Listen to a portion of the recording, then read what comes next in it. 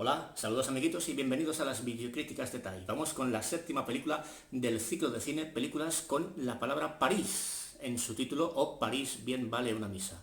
Y hoy vamos a hablar de la película An American in Paris, un americano en París. Una película del año 1951 dirigida por Vincente Minelli que dura 115 minutos, es en color, está producida por Metro Goldwyn Mayer y tiene guión de Alan J. Lerner, música de George Gershwin, Ira Gershwin, Johnny Green y Saul Chaplin, y está protagonizada por Gene Kelly, Leslie Caron, Oscar Levan, George Guettari y Nina Fock. Y es una película que clasificaríamos como comedia romántica y, sobre todo, como no, como película musical. Estuvo nominada a 8 Oscars, de los cuales ganó 6. El de mejor película, mejor guión original, mejor fotografía en color, mejor vestuario en color, mejor diseño, antiguamente se decía decorados. Decorados, lo que sería el diseño de producción, en color también, y falta uno que es el de, señor Jauma, Mejor adaptación musical. mejor adaptación musical. Y bueno, pues estos son los datos técnicos y ahora como siempre pues vamos a hacer el análisis. Normalmente empiezo por dar algunos rasgos del director, pero bueno, cuando tenemos invitado pues somos un poco más anárquicos y vamos desbrozando por donde vayan los tiros improvisadamente. Señor Jauma, ¿qué tienes que contarnos tú sobre un americano en París? Bueno, yo diría que es el primer gran ejemplo de musical moderno, eh, entendiendo moderno adaptado a esa década, a los años 50, y de cómo el musical da un paso de gigante con un americano en París. Para eso tenemos que remontarnos al principio de la historia del cine. Y es que la relación de la Metro, de la 20th Century Fox, mejor dicho, con el cine, eh, pues es realmente maravillosa. Es la creadora de este sistema fantástico de, de producción. Creó una división completamente dedicada al musical y eso fue lo que la Metro Goldwyn Mayer, me he hecho un lío, no es la Fox, es la Metro Goldwyn Mayer, la del León. Sí. Resulta que el cine, sobre todo el cine norteamericano, está muy ligado, estrechamente ligado, a las salas donde se exhibían las primeras películas. Sí. Porque existía antes una cosa llamada kinematógrafo, que es un invento de Edison, que eran películas que se hacían para una sola persona, eran visores individuales. Contra esto es contra lo que luchó el cinematógrafo, que eran películas para varias personas en una sala de exhibición cinematográfica. Ahí se inventó lo que se llama el Nickelodeon, que era una sala de exhibición y la entrada valía un níquel, 5 centavos. Y a medida que va avanzando el cine, evidentemente solo mudo en aquel momento, van introduciéndose también algunos números de music hall, porque era la competencia directa del cine, el music hall. Entonces, las grandes exhibidoras cinematográficas compran también centenares de salas de exhibición de cine. Y entre medio de esas películas van poniendo números de gente que sale a cantar o a explicar chistes o a hacer números de malabarismo, lo que sea. Noche de fiesta, pero con cine. Exacto, exacto. Sí, sí, salían pues ventrílocos también. Para que nos hagamos una idea, algunos de los artistas que salieron Sí. de este sistema pues son los propios hermanos Marx, Ajá, sí. que empezaron ahí haciendo music hall y también pues números de entretenimiento entre película y película. Sí. Eran películas que duraban 5 minutos, 10 minutos, Sí. en fin, era un programa variado para toda la familia. Sí. Eso derivó luego con la llegada del sonoro en las películas musicales, porque la Metro Goldwyn Mayer era el estudio que tenía más y mejores números musicales en sus cines y el público de sus salas estaban acostumbrados a ver grandes números de musicales dentro de esos cines. Sí. Y por eso llamaron a Arthur Fleet, hizo dentro de la Metro pues su sello insignia, que sería la división de los musicales. Y ahí empezaron a hacer musicales pues todos los actores y actrices del estudio cinematográfico, hasta que en 1951 ya el estudio musical dentro de la Metro está tan afianzado que tienen a las grandes estrellas del music hall de todos Estados Unidos ahí metidos, y es cuando llega Un americano en París y cambia el lenguaje cinematográfico dedicado al musical dentro del cine. Sí. Esto es una historia de 50 años condensada en 4 minutos, pero bueno.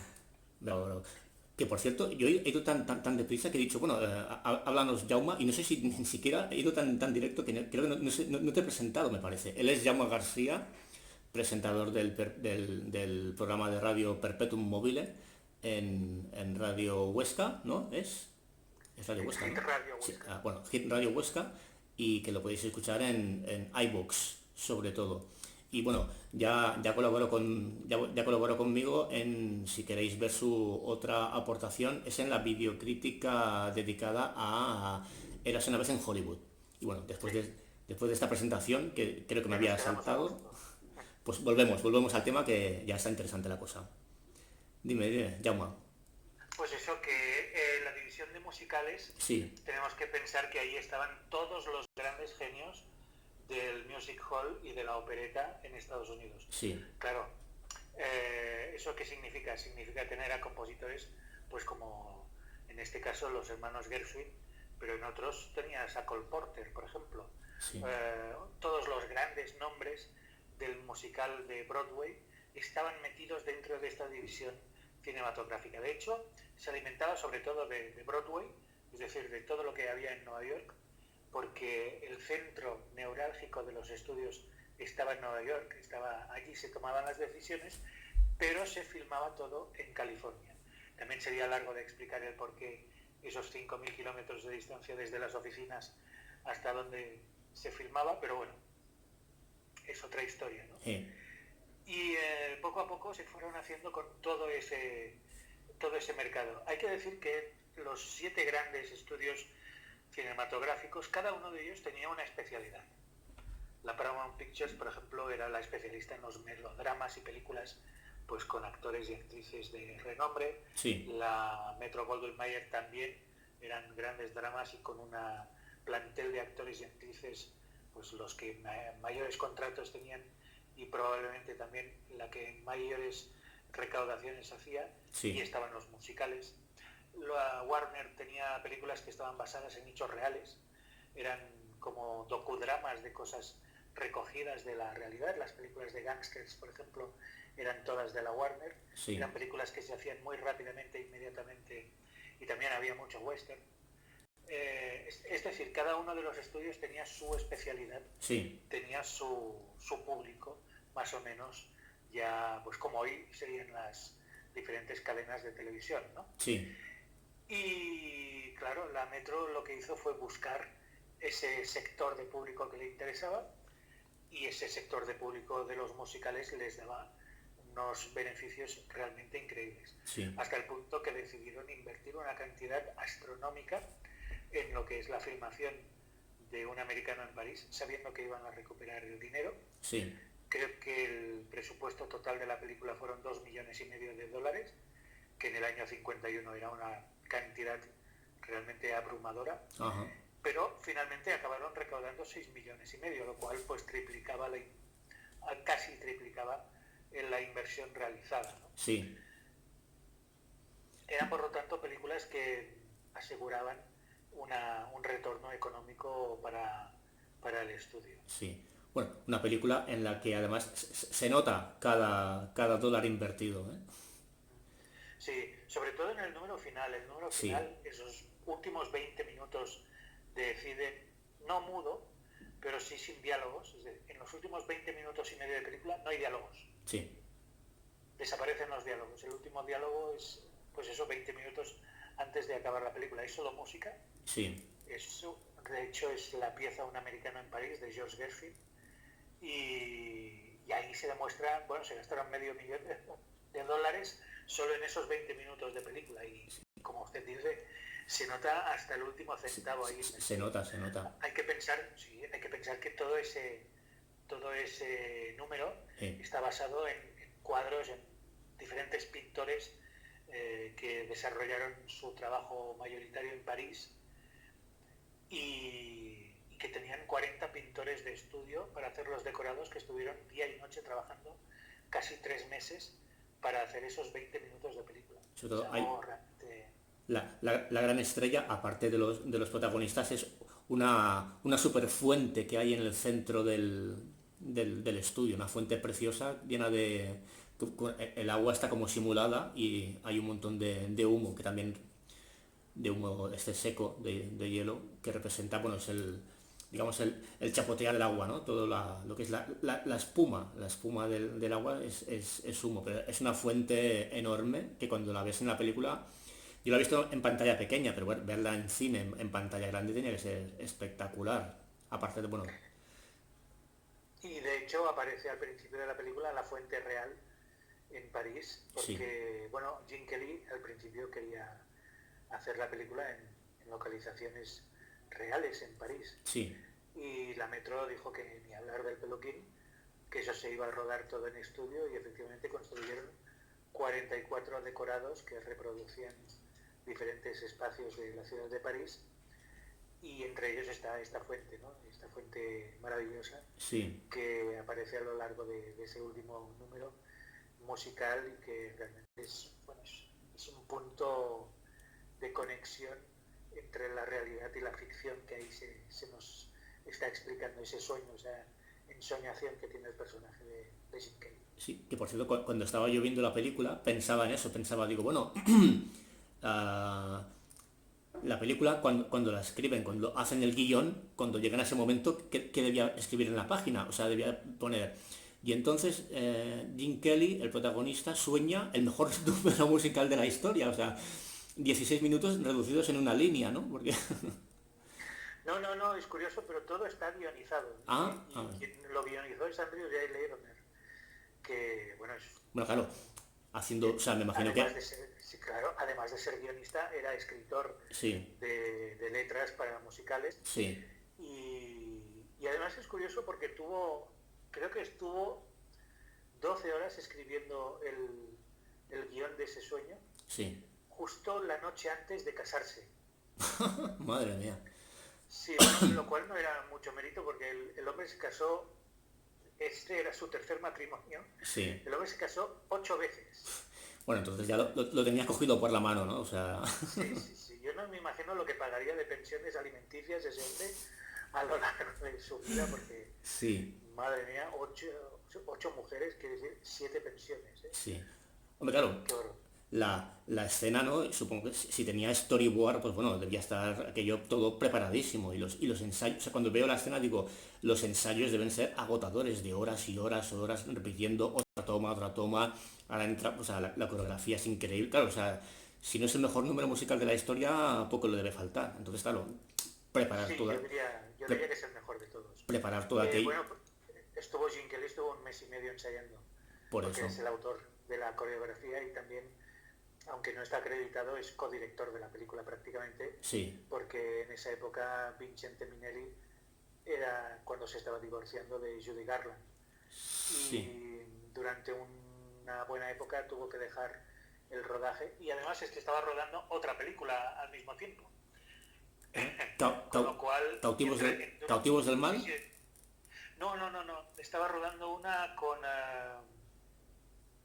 El padre se hace abuelo, creo que es. Ah, vale. Del año... Sí. Del año 50 o 51. Bueno, o sea, yo he leído que el padre de la novia es del 51 y... El padre de la novia es anterior porque esta es la siguiente, sí.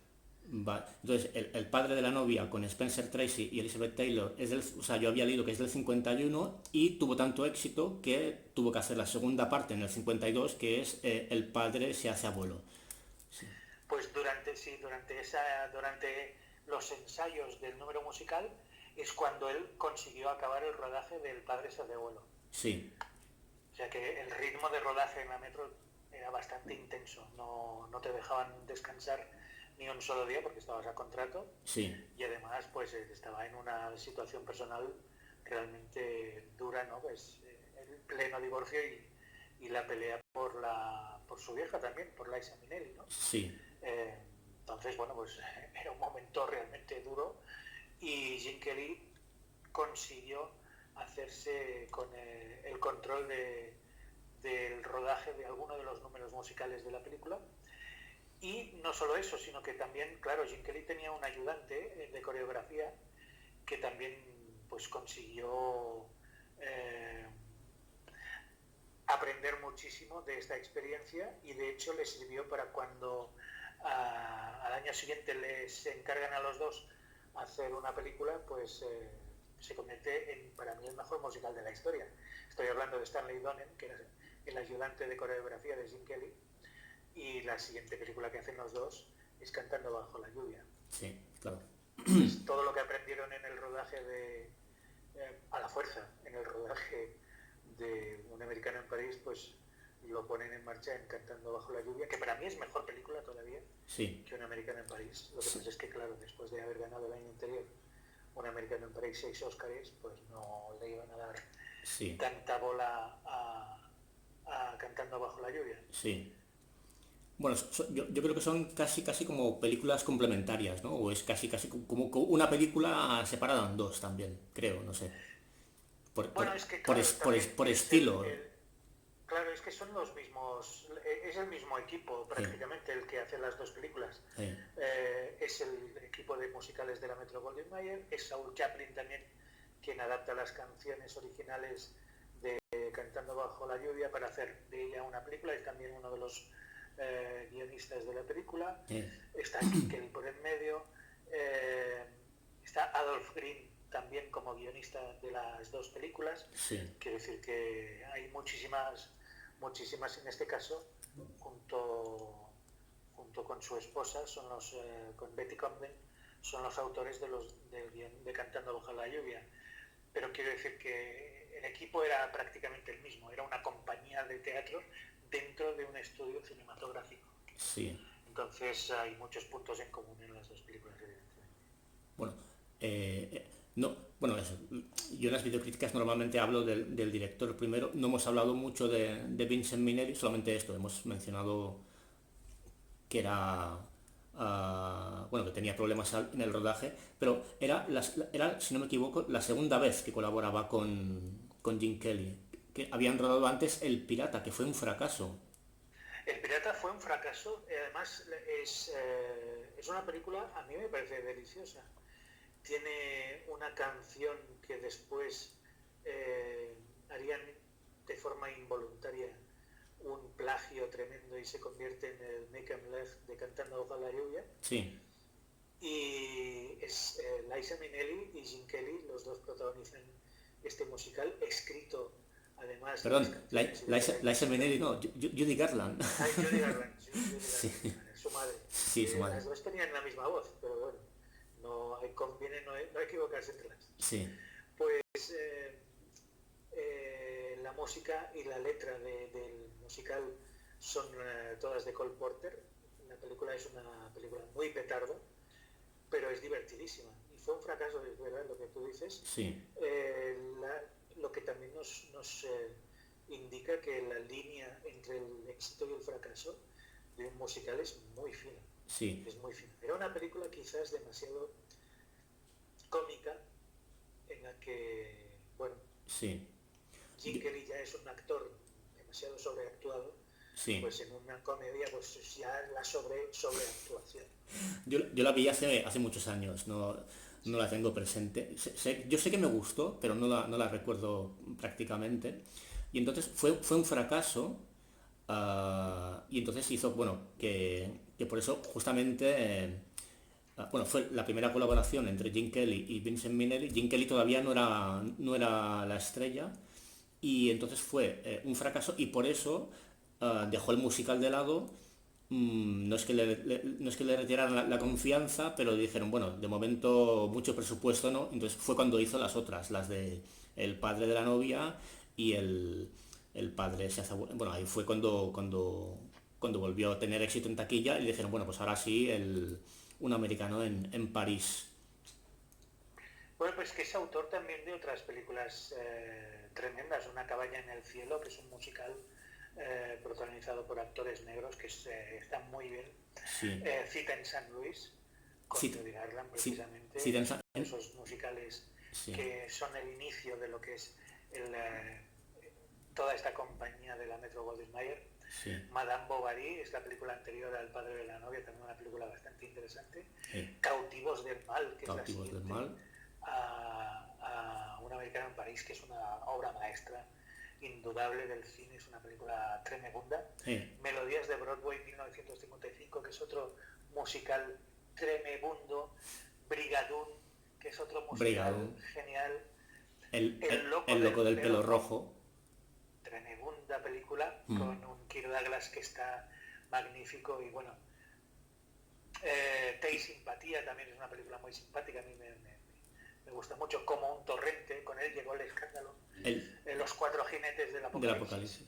El loco del pelo rojo es la película que tiene el Oscar al mejor actor secundario, Anthony Quinn, que menos aparece en pantalla. Aparece 9 minutos de 122.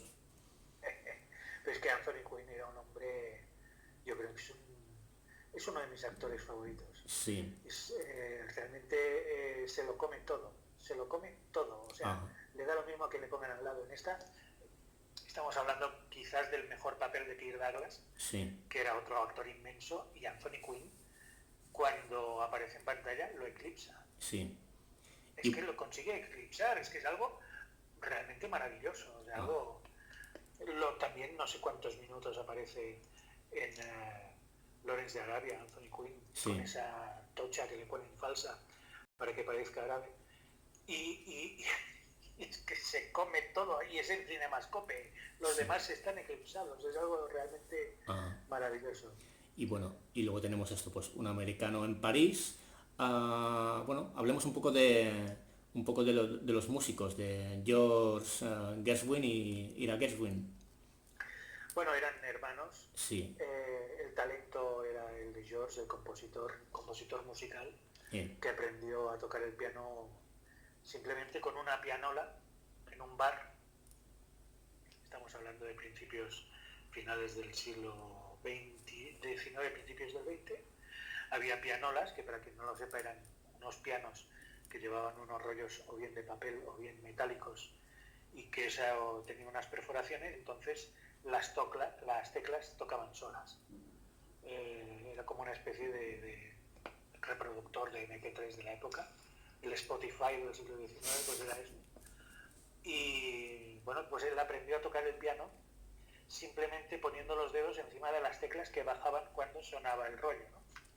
Así aprendió George Gershwin a tocar el piano. Su casi hermano nada. Aira, sí, No digo yo que casi nada, casi nada. Como si sí, fuera, casi como si nada. fuera, como si fuera fácil. Sí, sí.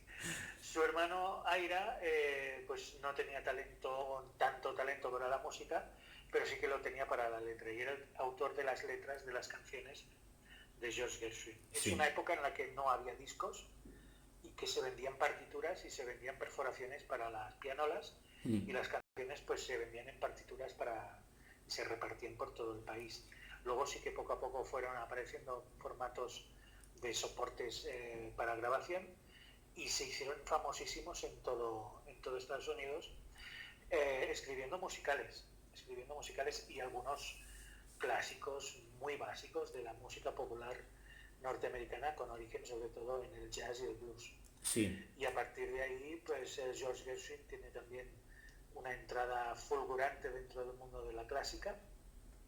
De hecho, en Un americano en París hay un fragmento que es el sueño que tiene Sí. uno de los personajes, pues que es un fragmento de una de sus sonatas para piano y orquesta. Sí. Eh, y luego pues están sus dos obras más conocidas, ¿no? Un americano en París Por y... Guiambes. ¿Perdón? Y por Guiambes. Porgy and Bess es una ópera que escriben los dos, Sí, que dentro está pues Summertime, que es esa canción que todos conocemos, pero también está una Rhapsody in Blue. Una sí. Rhapsody in Blue, que es el principio de Manhattan, de Woody Allen, por ejemplo, que es una de esas piezas que te identifican completamente en la música norteamericana. Digamos que la música clásica norteamericana tiene dos grandes nombres, uno es Aaron Copland y el otro es realmente George Gershwin. Que, Entonces, que estaba muerto cuando se rueda la película. sí, sí, sí, ya había muerto cuando se hizo la película, pero que cuenta en el reparto de la película con Oscar Levant, que es ese personaje que hace ese pianista muerto de hambre, Sí, que es el vecino de Jim Kelly a lo largo de la película. En realidad era un pianista, un compositor, no era actor, aunque aparece en varias películas a lo eh, largo de su vida, eh, pero él era compositor y pianista y era el intérprete de las obras de George Gershwin cuando Gershwin iba de gira por ahí con su orquesta. sí, Gershwin dirigía la orquesta sí, y normalmente tocaba él el piano, el propio George Gershwin. sí, Si había dos pianos, si la obra era una pieza para dos pianos, el sí, otro pianista era Oscar Levant. sí, Y a veces, cuando Gershwin estaba así un poco mal de salud, porque era un hombre con una vida y una salud un poco débil, eh, Oscar Levant era quien tocaba el piano. O sea, que el propio Gershwin eran amigos íntimos, el propio Gershwin era sí. el que le decía cómo tenía que tocar y Oscar Levant era el gran especialista en música de George Gershwin. Por lo tanto, no había nadie mejor que él para interpretar al piano las melodías de la película dedicada a las músicas de los hermanos Gershwin. Sí, yo es que de hecho casi, o sea, de la película, a mí casi lo que más me gusta es el número de Oscar, casi más que el último, ¿eh? O sea, la escena famosa y recordada es la última, pero el número de piano de Oscar Levant a mí me encanta, es que o sea, y además también está un poco metido con calzador, porque aparece el Sí, número en medio de la nada, es un número musical instrumental, termina, o sea, no aporta nada tampoco a la trama, o sea, lo han metido a calzador, pero vamos, pero es lo que más me gusta casi.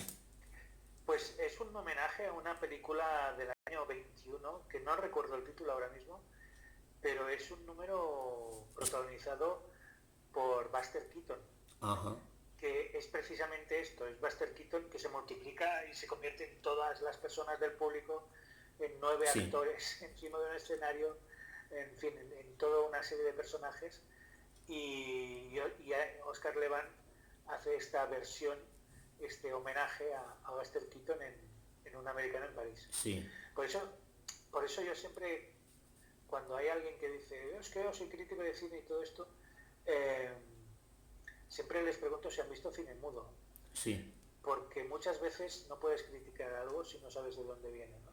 Entonces, leo muchas críticas actuales y veo que hay gente que no ha visto cine mudo, no, y eso es como no haber leído la Ilíada y ajá, ser crítico de literatura, ¿no? sí, no, Si no se no has puede, leído los clásicos, sí, ¿qué diablos vas a criticar? sí, Pues eso, que se lean los clásicos, que se vean las películas mudas, que de ahí salen muchas de las cosas que veremos después en el cine sonoro. y es un número que también, lo mismo, o sea, como los dos números son sin diálogo, cuando lo veo, digo lo mismo, ¿no? Ah, o sea, la trama de la película y de repente el guión debe ser, y aquí Oscar Levant hace un número espectacular. No, no, no, todo eso está súper bien guionizado. Sí, Estaban todas esas cosas, no se dejaban nunca al sí. azar. Hay que Un, pensar que eso es una industria, sí. no es una corte de artistas, Y como un, vemos en la fiesta esa de ese Moulin Rouge al final de, ajá.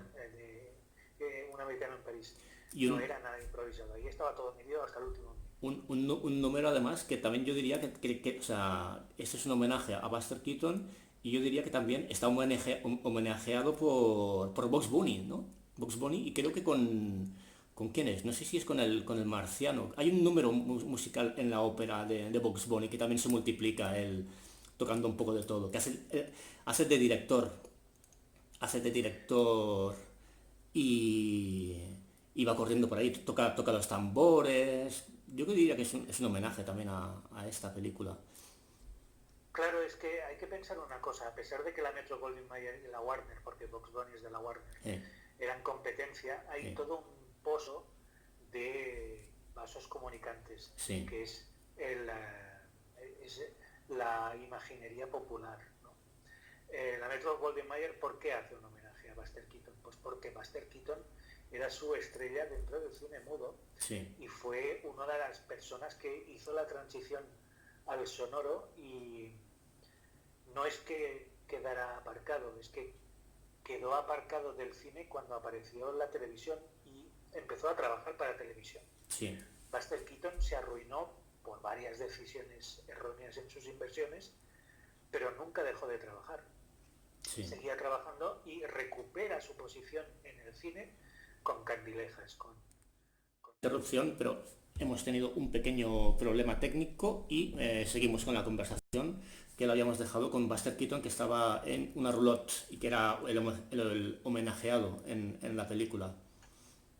Sí, pues eso, que Buster Keaton es uno de esos personajes que se homenajean en la película.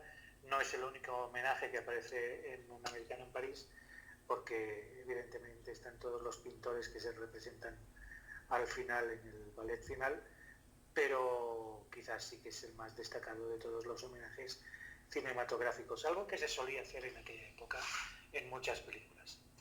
Eh, yo creo que la propia película en sí mismo es un homenaje primero a París, Sí, que es una película que es una ciudad que no solamente es el destino turístico número uno en todo el mundo, tiene el doble de visitantes que cualquier otra ciudad del planeta. En el número 2 se lo van intercambiando cada año, pues entre Nueva York, Londres y Barcelona. Son los tres destinos turísticos que están siempre en segunda posición, pero eso es un canto que tengo en casa, lo que se ha oído por ahí. Pero París sigue siendo el número uno. Y en aquella época en Estados Unidos, París, y sigue siéndolo hoy en día, era el destino turístico por excelencia. Todos los bohemios norteamericanos querían ir a París. sí, Y los parisinos, por el contrario, estaban hartos de los norteamericanos que se habían quedado allí después del final de la Segunda Guerra Mundial sí, y que venían ahí a buscarse la vida y con sus dólares, en una época de una crisis económica brutal en París. De hecho, se hace una referencia sí, en la película porque le compran 2 cuadros por casi 32.000 francos sí. y dice eso que son 50 dólares, ¿no? $50, sí. Sí, claro. De hecho, hasta los propios franceses tuvieron que cambiar de francos viejos a francos nuevos. Sí, Creo que eran como 5.000 francos viejos, un franco nuevo, ¿no? sí, Hicieron una devaluación de la moneda para poder salir de una crisis brutal. sí.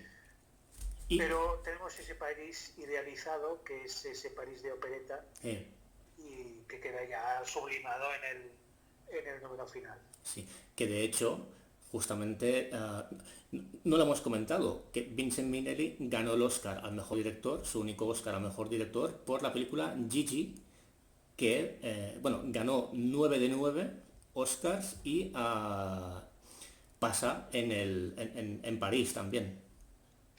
Y que cuenta con Maurice Chevalier, Sí, que tenía que haber aparecido aquí en Un americano en París, sí, haciendo el personaje que finalmente haría George Guattari, claro, pero no lo hizo porque era un hombre que simpatizaba con Adolf Hitler, sí, y en aquella época estaba en una lista negra en Estados Unidos que no le dejaban aparecer, sí, vamos, en ningún sitio. Sí que lo imitaban en alguno de los dibujos animados, sobre todo de la Warner, sí, porque fue un hombre que tuvo muchísimo éxito musical en la época, pero cinematográficamente estaba desaparecido. sí, Y George Guattari, como tenía que hacer un personaje mayor de su edad real, que era, bueno, tenía 38 años, 2 años menos de hecho que Jim Kelly, pues sí, le pintaron canas para envejecerlo un poco, pero no cuela, sí. no cuela.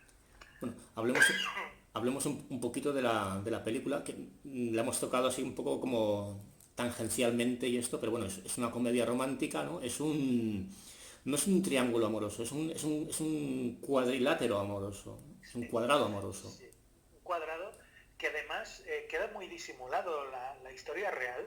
Sí, La historia que se nos cuenta queda muy disimulada, en eso era experto Andrew J. Lerner, en disimular bastante la trama real de la película. En realidad son dos personajes que son unos muertos de hambre, Sí, Gene Kelly por un lado y por el otro Leslie Caron, sí, que se salvan de la miseria gracias a que tienen dos protectores. Por un lado, el personaje de Gene Kelly, pues esa mujer, Milo, sí, que, bueno, pues que lo trata como si fuera un gigolo, eh, y ella, a pesar de que tiene un trabajo en una perfumería, pues tiene a su protector, que es este cantante interpretado por George Guettari, sí, que también pues quiere casarse con ella. Y tienen una relación, se enamoran fuera de esta relación de supervivencia que tienen con sus dos protectores. sí, Y finalmente, pues vamos a hacer un spoiler, cerrar las orejas si no habéis visto la película, triunfa el amor. Pero claro, porque en las películas americanas, según el código Hays, pues tenían que acabar bien, ¿no? sí, Pero la realidad hubiera sido muy diferente ante una situación de miseria como se vivía en aquella época en París, sí. pues dudo mucho que hubiera acabado así la película. Y están, bueno, las dos parejas y Oscar Levant en medio, ¿no? En medio, que es ese músico que lleva viviendo en París 8 años con 8 becas a joven compositor, dice, Sí, soy la joven promesa más vieja de la historia. Y es un muerto de hambre, pero un muerto de hambre profesional, ¿no? Y a mí me encanta ese personaje, y a mí me parece lo mejor de la película, sí, sí, porque es sí, muy divertido, a mí me sí, parece muy divertido, teniendo en cuenta que junto con... bueno, es que es una película de debutantes, ¿no? Leslie Caron no había hecho nunca cine, tenía 20 años, justo la mitad, 19 de hecho, la mitad de la edad que tenía Jim Kelly en aquella época. sí, Y la había encontrado Jim Kelly, la vio en París en un espectáculo y dijo, esta chica es la que hay que fichar para la película. sí, Y Oscar Levant, siendo uno de los no profesionales de la interpretación, para mí está espléndido porque está muy creíble todo ese personaje desesperado, sí, sobre todo cuando está en el bar, en esa escena sí, en la que los dos están explicando que están enamorados de la misma mujer, pero sí, no lo saben entre sí, ellos, pero él sí, que se bebe el cigarrillo y se fuma el café, sí. pues y se beben todos los coñacs que hay en la mesa Es que y todos los cafés.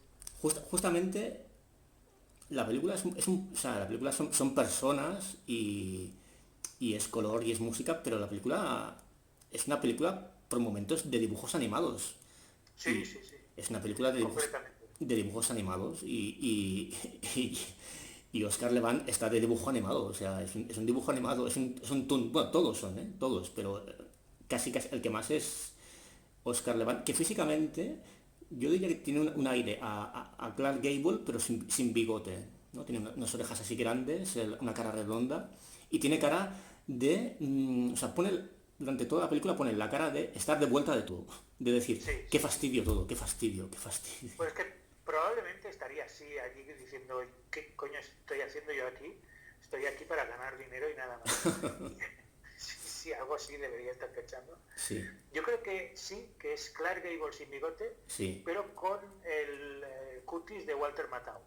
¿Eh? sí, Esa cara de perro viejo, sí, muy maleable, para mí es fantástico y sí, no sé por qué no le dieron más papeles sí. y porque realmente está delicioso en la película y además es que era un músico excepcional. Y Gene Kelly también déjalo correr, porque también no para de hacer muecas y Claro, canta, yo creo que es la canción más famosa, ¿no? De George Gerwin, que debe ser la de I Got Dreamin', y sí, I Got Ribbon, sí, sí, la canta con con los, esos niños. sí, la canta con los niños y allí es un toon humano también.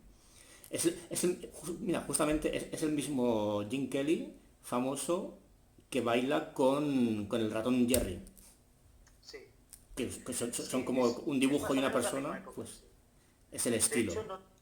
no tenía que ser él el protagonista de la película, tenía que ser su gran Rival, competidor, su gran rival, entre comillas, eh, Fred Astaire. Fred Astaire, Sí, que es un hombre que tú lo ves bailar y dices, madre mía, este hombre nació para el baile. Fred Astaire, hay que pensar que era un bailarín, era un hombre que se ganaba la vida bailando, Sí, primero en clubes de mala muerte, luego bailando con señoras a cambio de dinero, luego ganando premios de baile en clubes de mala muerte, sí, hasta que alguien lo descubrió y empezó a triunfar dentro del teatro de los números del Music Hall, esos números que decíamos en los cines y después en teatros, y finalmente Cole Porter lo descubrió y dijo, hombre, este hombre tiene que aparecer en todos mis espectáculos. Y de hecho los grandes musicales de Cole Porter están escritos para la tesitura vocal de Fred Astaire. de Fred Astaire, porque como cantante no era ningún portento, pero sí que las primeras grabaciones de casi todas las grandes canciones de Cole Porter son de Fred Astaire. Bueno, Y por el otro lado tenemos a Gene Kelly, sí, que para mí es mejor bailarín. sí, Sobre todo es un grandísimo coreógrafo, es un coreógrafo. Fred Astaire era muy clásico sí, y Gene Kelly era muy moderno. sí, Por eso también digo que este es el primer gran musical moderno de la historia moderna de los musicales, sí, porque aporta toda esta modernidad, estos nuevos ritmos, estos nuevos movimientos, esta generación que va desde el claqué, que no lo deja, pero que aporta baile clásico, pero también jazz moderno, bailes absolutamente nuevos, sí. incorpora los objetos, crea escenografías también con los cuerpos de los bailarines. Es algo que no se puede explicar con palabras, hay que verlo. Sí. Eso Fred Astaire no podía hacerlo, no tenía la capacidad de hacerlo. Como bailarín era muy bueno, pero no era un gran coreógrafo. Bueno, pues casi lo vamos a dejar aquí porque si no, podíamos, o sea, es que claro, siendo el primero o segundo musical, bueno, tal vez el segundo mejor musical de la historia, pues y con todo de estrellas trabajando en ella, podemos estar horas hablando. Lo Sí. dejaremos aquí para no extendernos ya mucho pero bueno, yo lo voy a nombrar por encima para la gente que no haya visto la película o si la ven y la van a revisar, que se fijen, por ejemplo, en el uso de los colores, ¿no? Cuando se presenta a Leslie Caron, se la define o sea, se define un personaje con 4 paletadas de color literal, o sea, el rojo, el azul, el verde y el amarillo. Sí, sí. Ah, Eso fue dirigido por Gene Kelly, pues mira, ese fragmento. sí, pues el uso del color ahí, por ejemplo, la presentación de los personajes también se les define con 3 rasgos, ¿no? Cuando se presenta Jim Kelly, ¿qué sabemos de él en un momento?